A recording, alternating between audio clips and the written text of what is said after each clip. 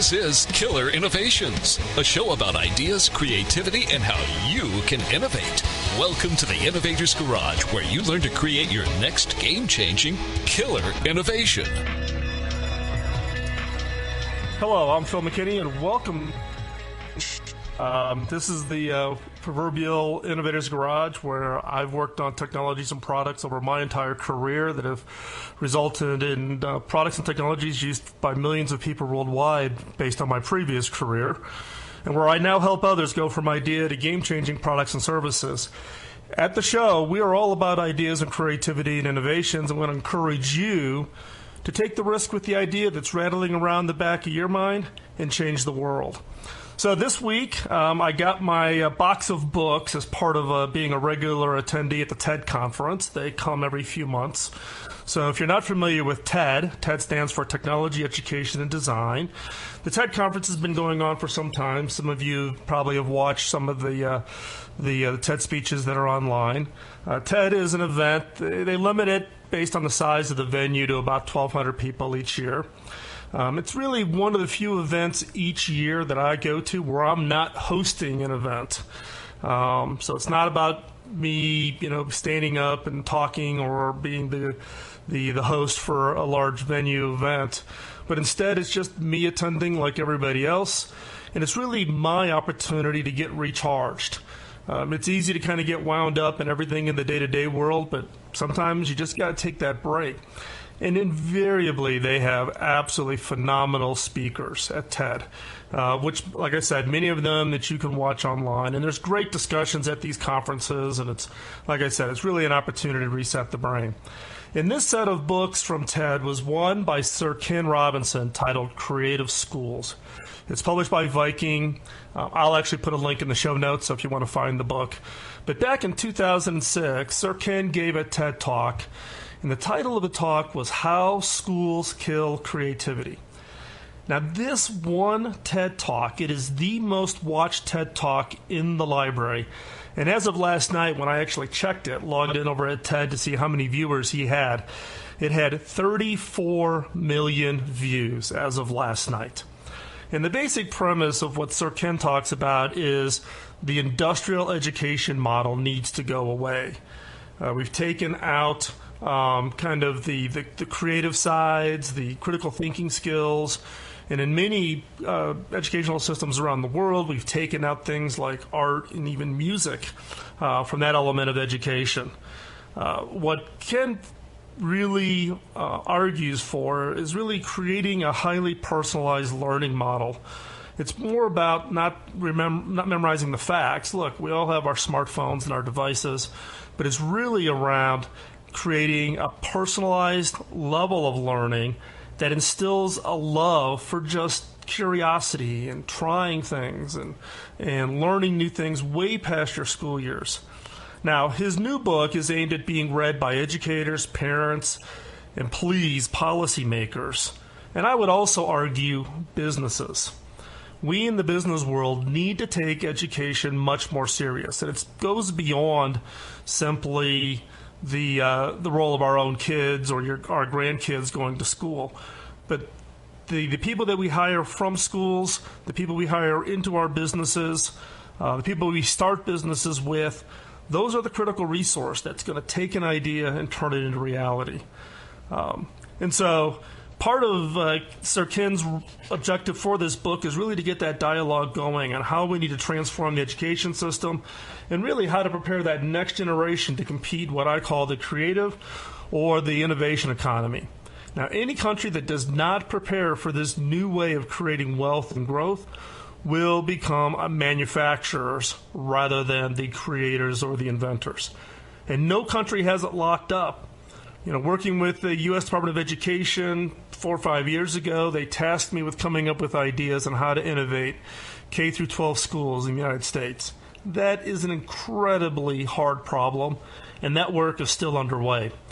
For the last 2 weeks, Ira Glass's radio show and podcast, This American Life, had a series on urban education and what it's going to take to transform it. So this educational transformation is a hot topic right now and one that we all need to be engaged on. In my case, my wife and I are working with the Rwandan government on transforming education in that small little country in Africa. Now, the way we do this is we invest in for-profit businesses in Rwanda, and then we use the profits to fund local social needs. We average about 75 people a day working in our largest business in Rwanda, which is Lakeside Fish Farm. I'll talk more about what we're doing in Rwanda in an upcoming show. The issue is skilled workers in local education.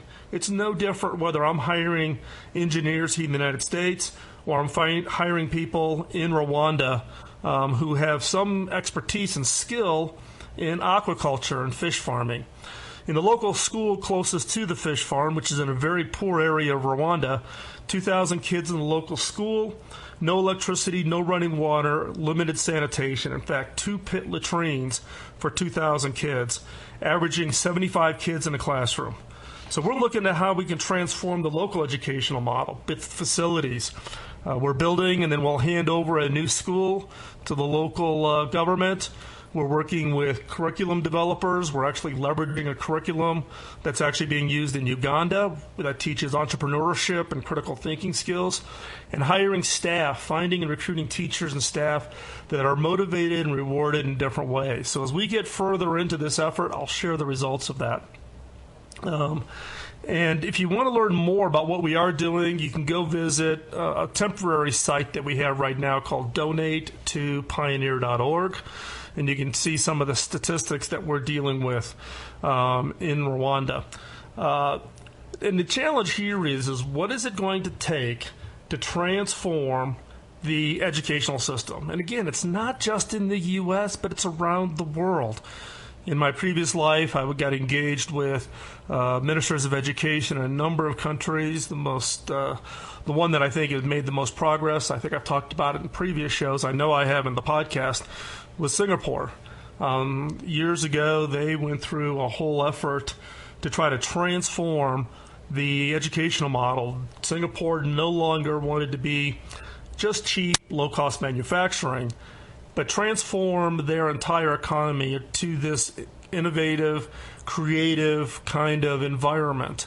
And they've spent the last dozen years or so transforming everything, including the entire K-12 and college educational system, and have done a phenomenal job. So if you are interested in education and want to look at a model that works, take a look at Singapore. Now, there's other countries around the world that are working on this and trying to do this transformation, but let me tell you, it's a lot harder than you think. In the case of the project that I've been working on here in the U.S., trying to get local teachers, parents, local administrators, state administrators, federal agencies, all to align on what the transformation need is required is unbelievably hard. It's one of the reasons why my wife and I are working in Rwanda with their educational model. We can actually see the work done. They're open to new ideas. We're bringing not only our views, but experts in the region from Uganda and from Kenya into Rwanda as part of advisors to the work that we're trying to do there.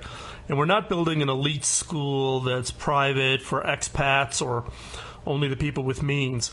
This is a model that we want to bring to transform the local village schools. And almost 80% of the population in Rwanda lives in the rural areas. And just to give you another statistic, almost half the population in Rwanda is under the age of 14. That is somewhat of a result of the 1994 genocide there. But you have a very young, prime population that's in the educational system, and the success of that country and the success of that region is dictated by what we can do there. So that's part of the work that we're doing, and I'm a big believer and passionate about the education. So our guest today is just that person, though, who's doing it and doing it in the U.S. and has done it for quite some time.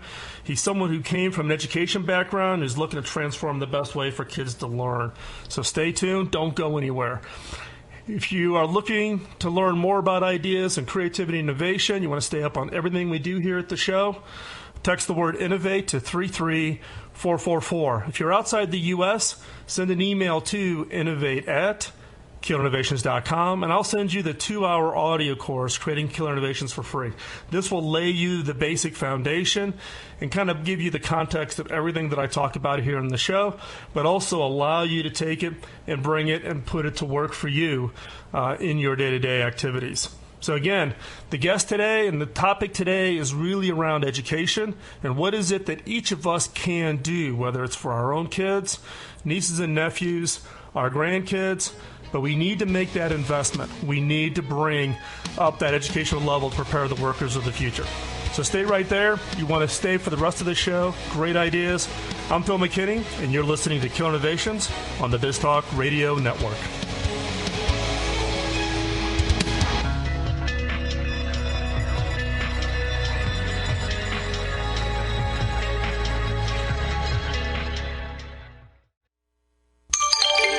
BizTalk Radio.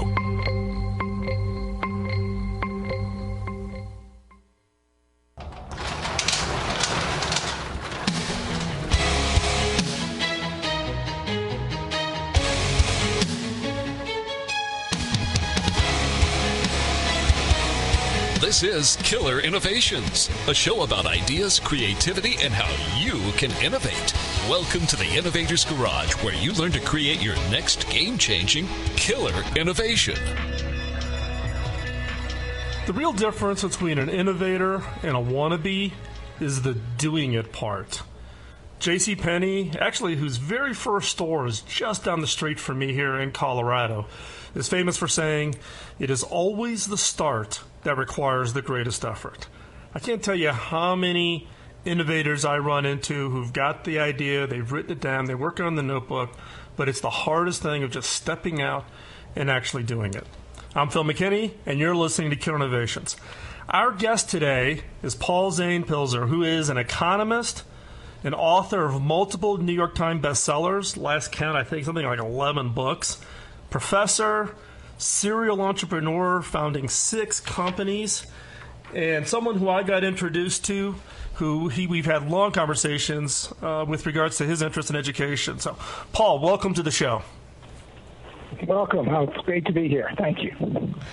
Hey, Paul, give the listeners kind of the 60-second commercial about you. How do you introduce yourself when you run into somebody at a dinner party that you haven't met before? How do you describe yourself? Well, I usually describe myself with the one word I hope that sits on my tombstone one day, and that's a teacher. I teach people things, and everything else seems to fall in regarding teaching. And, of course, there's doing and lots of stuff, but ultimately I teach people. Well, I think, if you when I looked back upon your career, you've covered kind of a wide range of activities. You were, an academic. You finished your MBA by the time you were 22. You've been a professor, taught for many, many years.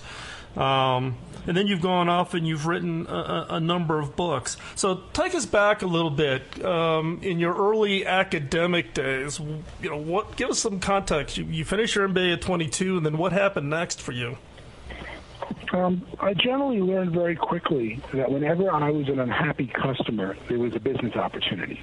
There were probably other unhappy customers. And I could get mad, like most unhappy customers do, or I could get very rich and try to fix the world by trying to develop another business to develop that product. And from that, from healthcare to education, I built businesses, some of them even about $1.5 billion market cap now, that really focus on making happy customers. And that's what I see as fixing the world. Separately, I like to talk about what I do, promote what I do. That comes down to writing books. I disappear every few years. It seems like I don't think I didn't plan it that way, but I've had very good luck writing 11 books. And then I've spent about a third to half my life in public policy. I had the great fortune of joining the Reagan administration in the 80s, and I've been connected with heads of state, different people, mainly related to the books and being an economist around the world. And again, what I really do for all the people I work with, from CEOs to heads of state, I teach them something. I can still hear President Reagan, explain this to me. And then you find you really don't know it, so you can explain it to somebody who very innocently will say, explain it. And the ultimate person you want to teach it to is a K-8 student. When you can explain what you do, or what you're trying to do to a 5 to 12-year-old, you understand. That actually brings up an interesting point. I've run into a couple of entrepreneurs out in Silicon Valley who've taken the task of literally hiring kindergarten teachers as an advisor when they're preparing their pitch. And if they can't explain it to a kindergarten teacher, who creates constantly creating materials for the younger K through 12 process, then once you can achieve that, then you can actually, a VC can actually understand what you're saying. I don't know what that says about venture capitalists, though. No, it's really anything. If you're going to move the world, you've got to be able to, in less than 10 seconds, explain what you do and why they need it. So, Paul, one thing you and I didn't get a chance to talk about this, and I've always wanted to ask you this question, is that you've kind of got this economic perspective that advances in technology creates a world of unlimited physical resources, which is kind of counterintuitive for a lot of people out there, albeit I come from a tech sector and get exactly what you're saying. But talk me through a little bit of what that view is of technology and what its role is as far as creating this unlimited resources versus kind of some people believe there's a win-loss or zero-sum game out there. Yeah, and very much the same as my regular pattern. When I was first introduced to the zero-sum game, I got upset. I was the youngest MBA in history at the time at Wharton Business School. I was 20 years old getting my MBA, and I walked into macroeconomics class, and they told me, "Welcome to macroeconomics." What is economics? Economics is the study of scarcity. There's a limited supply out there of land, in those days fuel, fresh water, and how we divide it up among ourselves, be it communism, capitalism, socialism, or any other ism, is the study of economics. And I said, whoa, I don't want to be here at Wharton. I got the wrong school. The world I know, when you create something, you add value. You make more food. You make more land by building high-rises on it where there used to be flat farms. We increase the value of everything. And this professor, who later won the Nobel Prize, by the way, for economics, is telling me that it's all about scarcity. That led me on a quest to say, you're wrong, and I wrote a book called Unlimited Wealth. 15 years later, it took me. I had to go through the Reagan administration, 5 years at Citibank, and teaching at NYU for almost 20 years. And finally, I think I got it right in 91 when I wrote a book whose central equation is wealth for the individual or society equals physical resources, how much land you have, how much water, how much oil, times technology. W equals PT.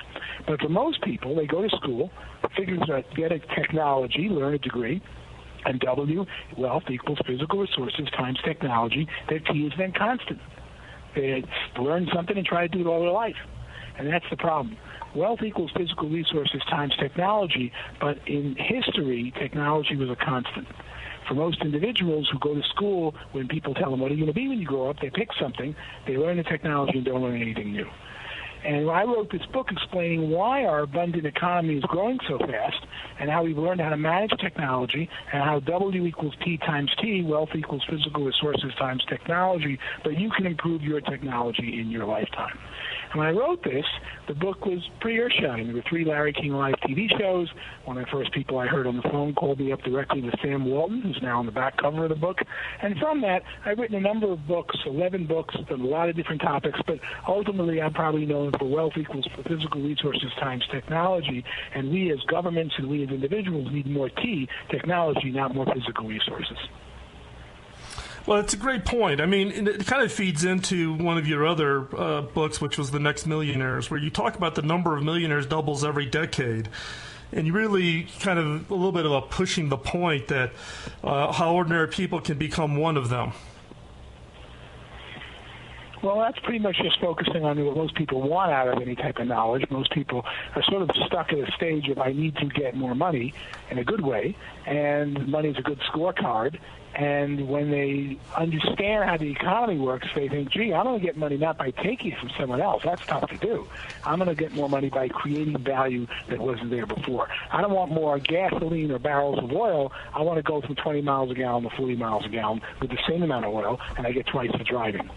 And once you start to understand that you individually and you as a society wants more technology, things fall into place. Yeah, hey, Paul, that's great. This is going to lead right into our second segment. Don't go anywhere. Stay right where you're at. I'm Phil McKinney, and you're listening to Killer Innovations.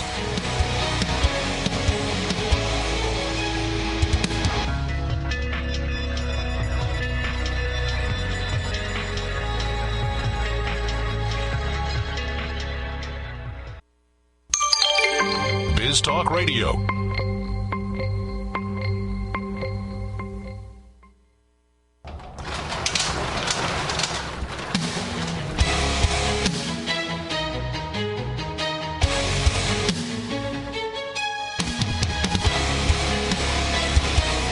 This is Killer Innovations, a show about ideas, creativity, and how you can innovate. Welcome to the Innovator's Garage, where you learn to create your next game-changing killer innovation. If you haven't figured it out yet, I'm a big Walt Disney fan. And when it comes to preparing the next generation, I just love this quote from Walt, which was, "It's a mistake not to give people a chance to learn to depend on themselves while they are young."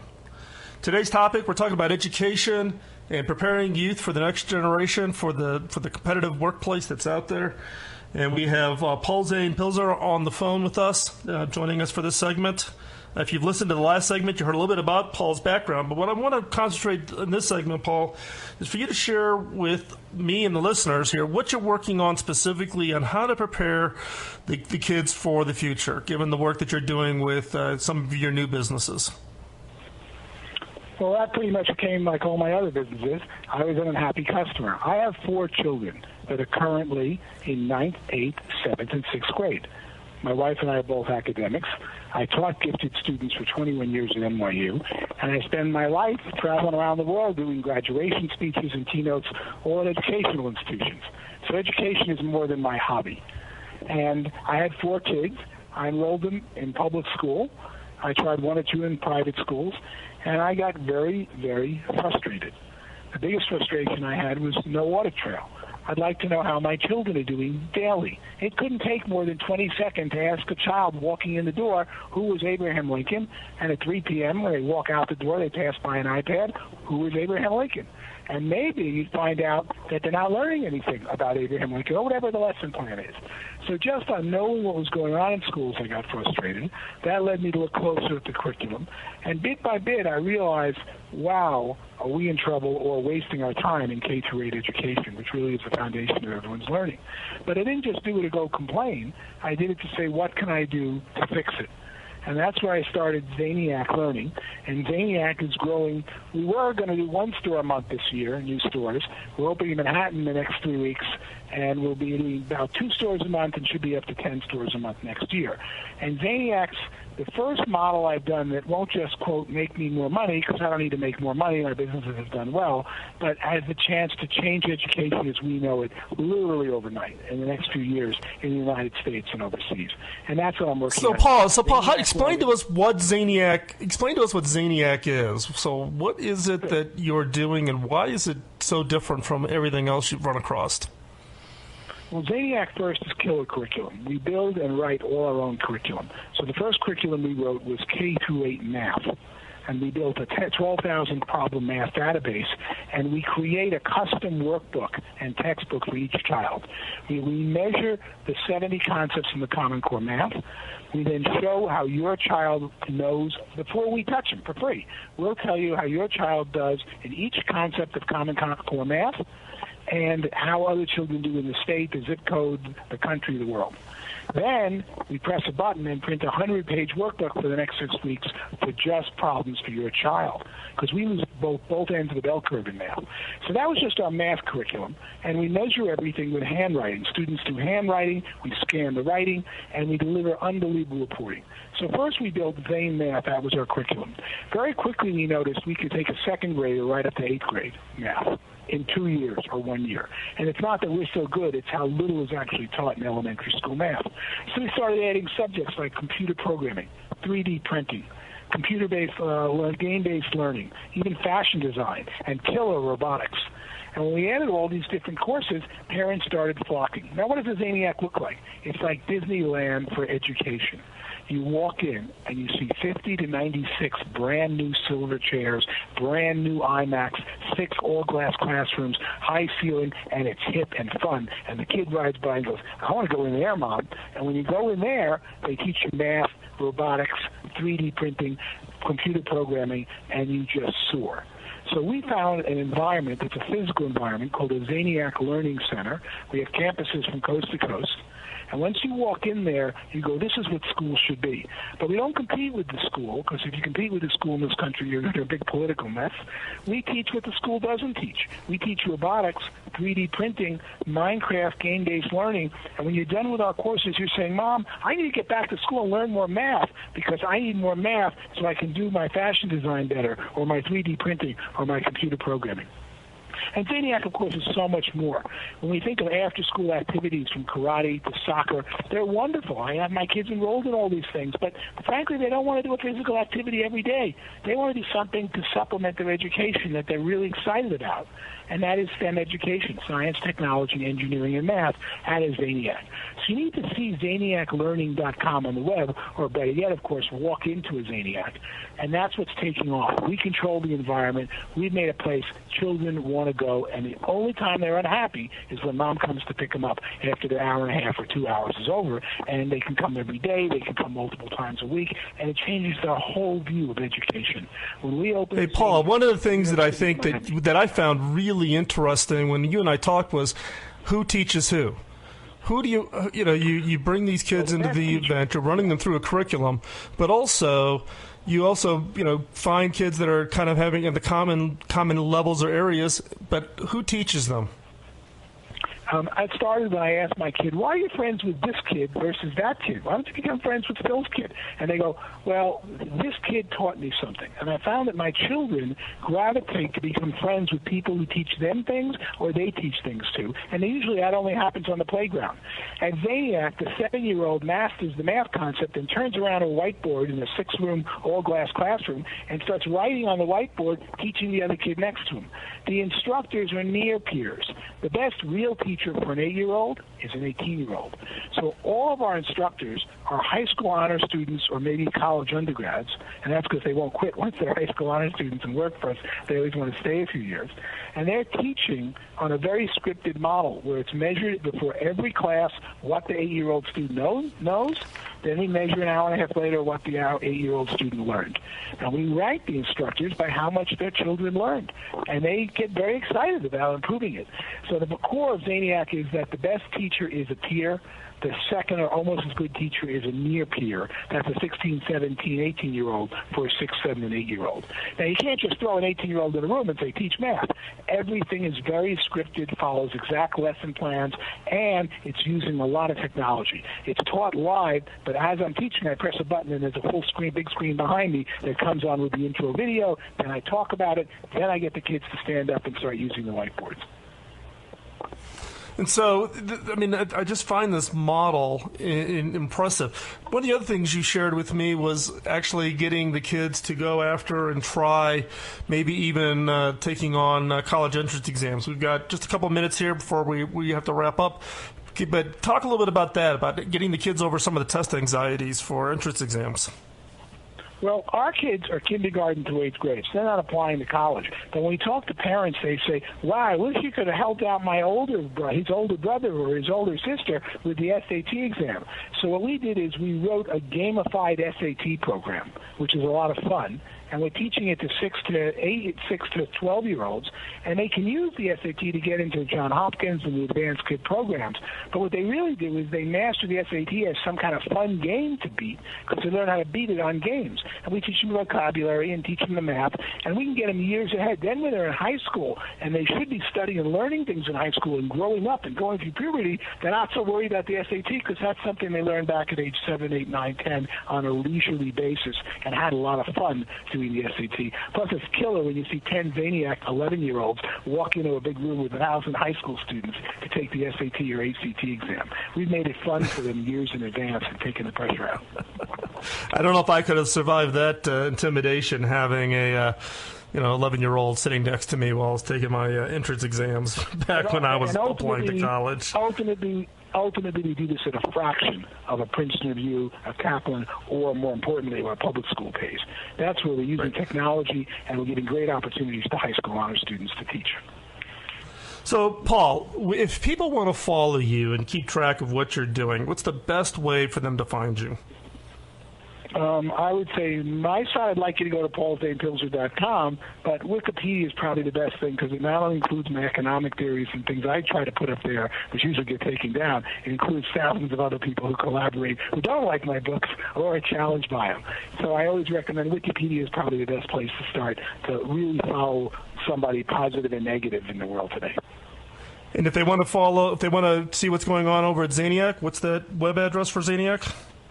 ZaniacLearning.com. We're the only Zaniac. All you have to do is Google Zaniac, Z-A-N-I-A-C, and you'll see, and the website ZaniacLearning.com, or there'll be a Zaniac soon in your town. So if you're in a major city, within a year now, we'll have a Zaniac, lots of places.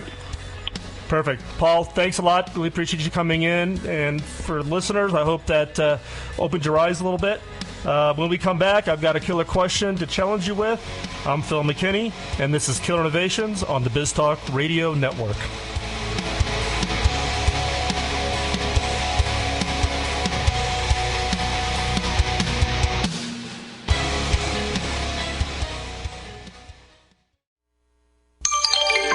BizTalk Radio.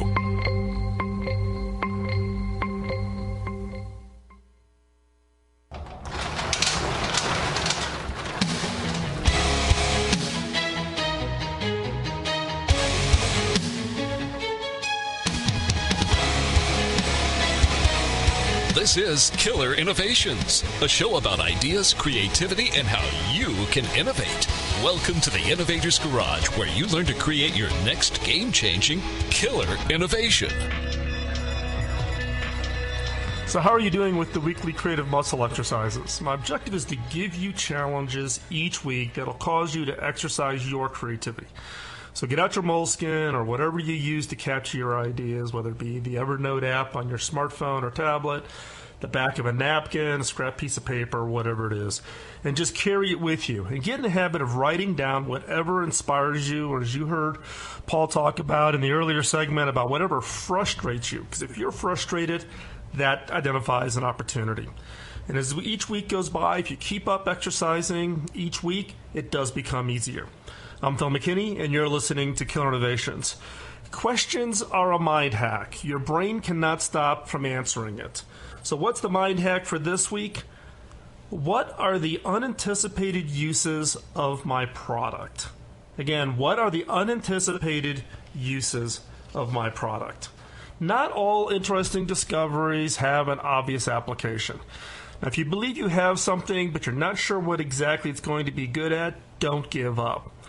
Many innovations languish in labs for years until they're matched to a product. There's a podcast I did earlier in the year around this invention that was being done in World War II to try to find an alternative to rubber. A lot of work going in because of the rubber shortages during the war.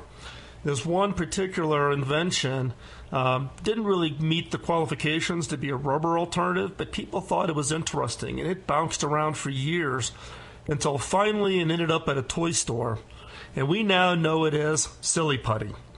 And now Silly Putty is used for things like physical therapy, the exercising of hands after some kind of accident or surgery. Other inventions that you never quite truly understood what it could do, one would be Teflon. Teflon was invented in 1938, but it didn't coat really its first pan until 1954.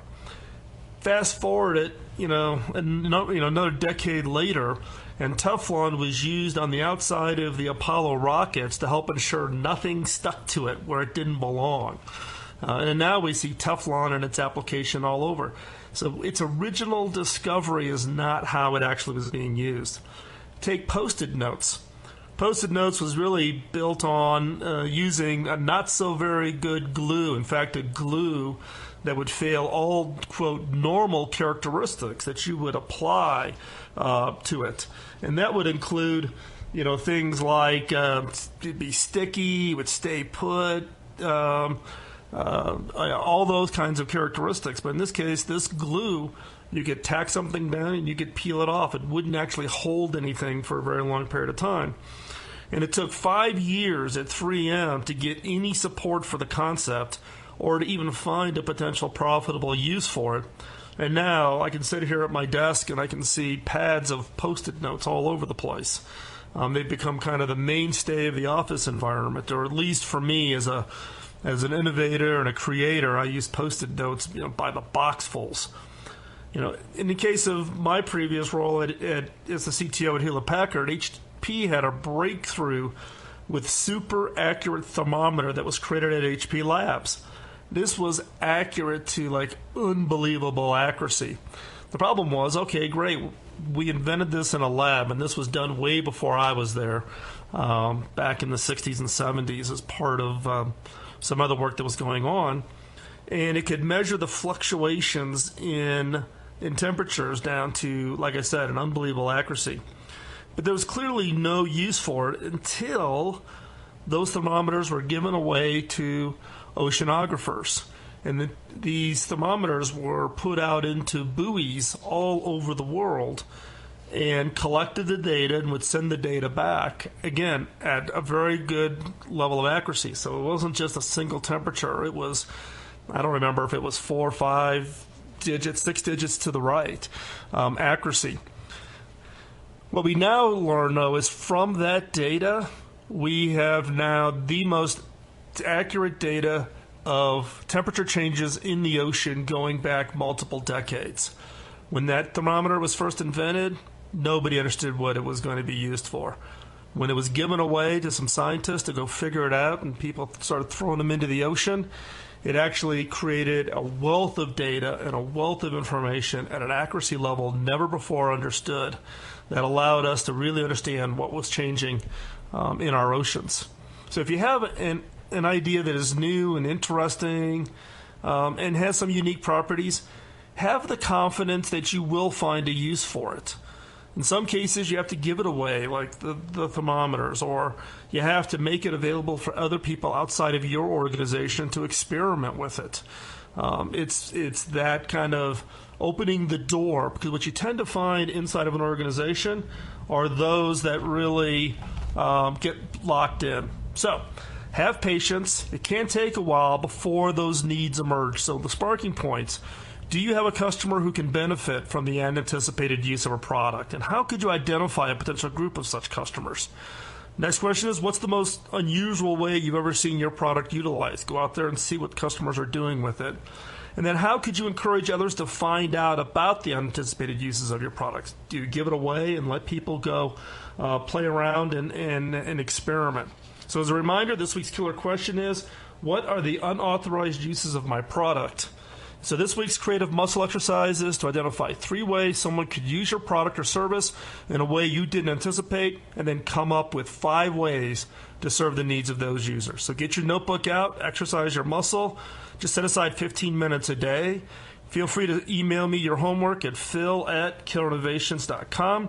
I'll share the best on the show, or if you mark it private, I'll just reply back to you on what I think about your idea. If you can, if you feel gutsy and want some good feedback, go ahead and send them in. A few years back, I created a 2-hour audio course on how to create innovations, or how I do it.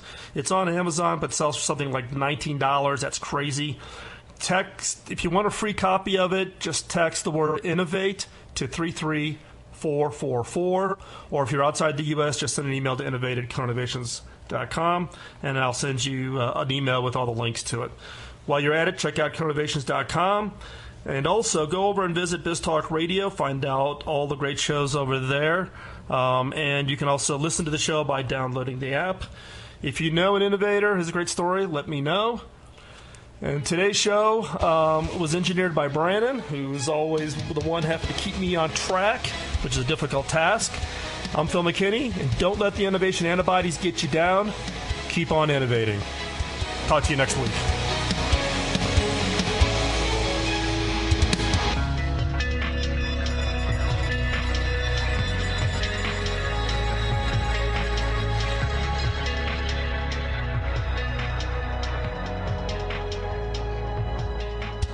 The opinions you hear on Biz Talk Radio are those of the hosts, callers, and guests, and do not necessarily reflect those of this station, Biz Talk Radio, its management, or advertisers. The information on Biz Talk Radio does not constitute a recommendation, offer, or solicitation to buy or sell any product or service. If you have any questions about Biz Talk Radio, contact us at 817-274-1609 or at biztalkradio.com.